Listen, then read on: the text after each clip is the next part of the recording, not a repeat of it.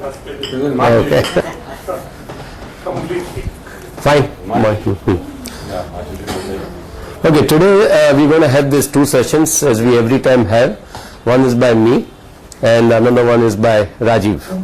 As far as I'm concerned, I'm going to be taking this on how to understand the stock markets and what thought of mental strain or mental coolness or calmness you should be having to really understand what's happening in the markets.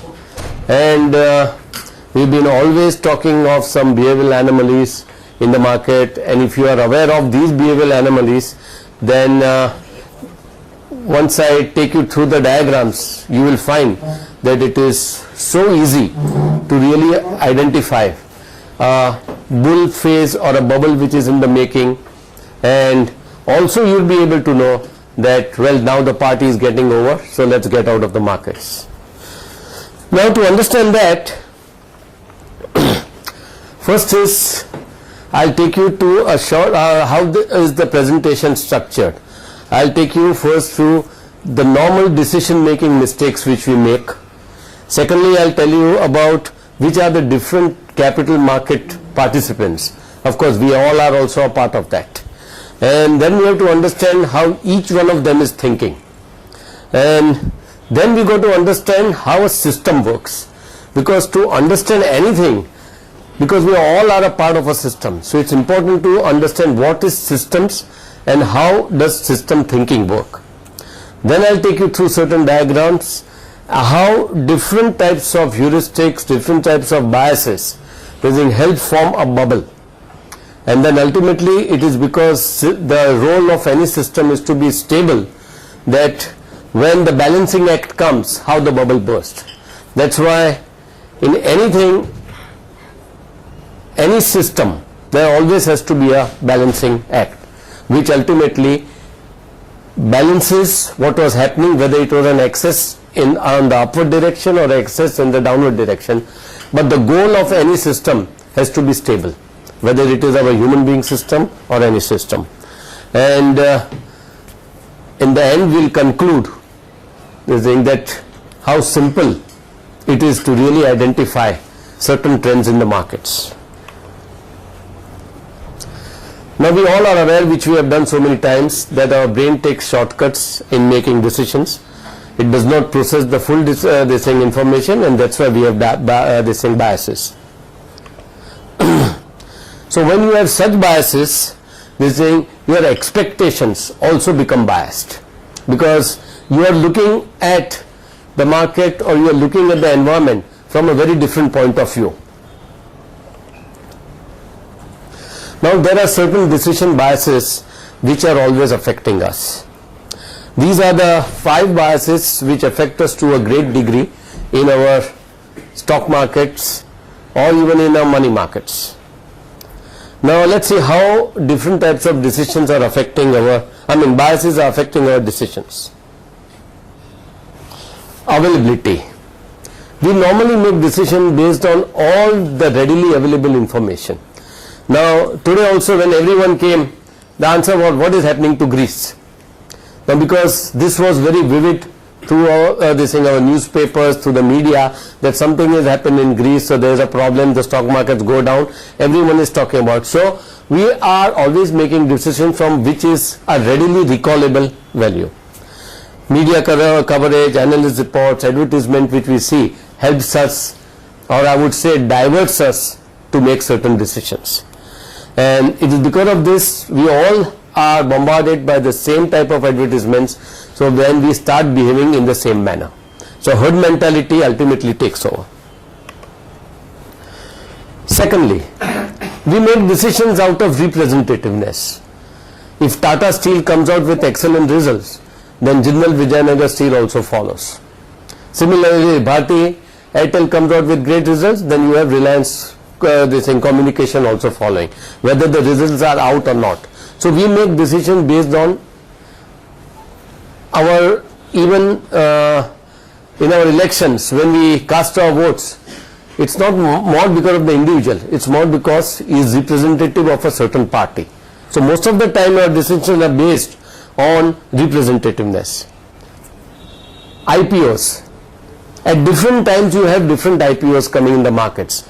If the trend or the fancy is of real estate, then you will have real estate IPOs coming, real estate mutual funds coming. So people always try to catch the attention of what is there in the markets or what is a fancy in the markets.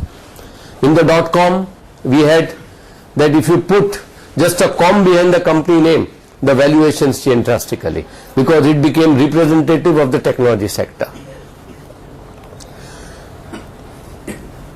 Two planes crash into the World Trade Center and the world stops flying.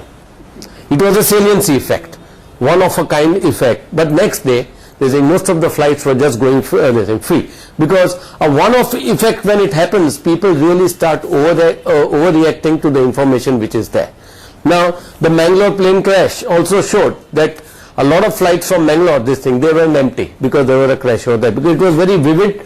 One was the availability was there, and it was a saliency effect, because when you had seen so many dead bodies, you had seen the wreckage, all of a sudden you have this thing of fear that, well, let's not sit in the plane. Ash also.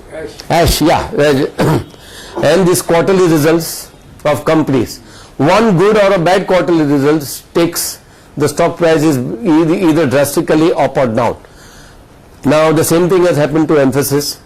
The results have been little less, I think 3% to 4%, Rajiv, from the normal, 3 to 4% less.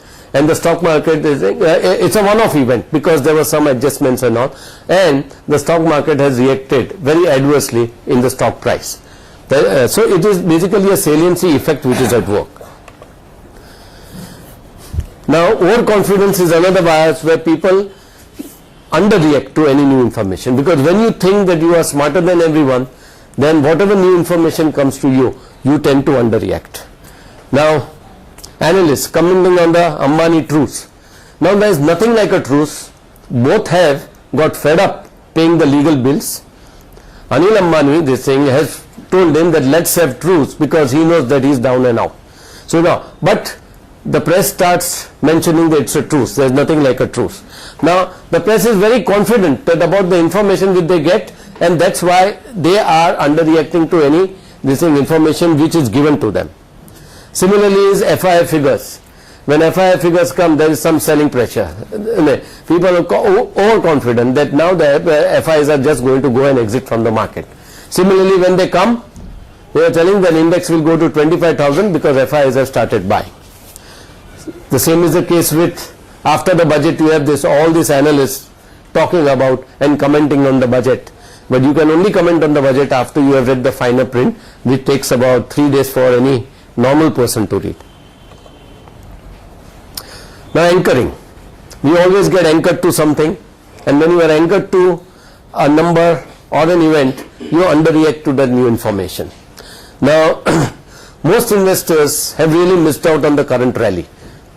So they are always thinking, no, because they are anchored to that 8,000 index. So at 12,000 also they can't buy, 16,000 also can.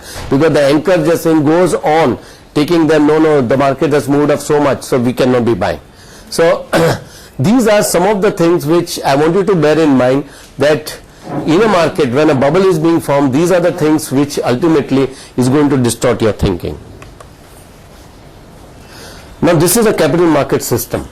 You have the corporates because the companies are listed over there. Then you have the authorities which come in the form of the regulator, the government, the stock exchanges, they would come into authorities. Then you have the operators, are the guys who are the speculators. Then you have fund managers who manage mutual funds, who manage money, portfolio managers.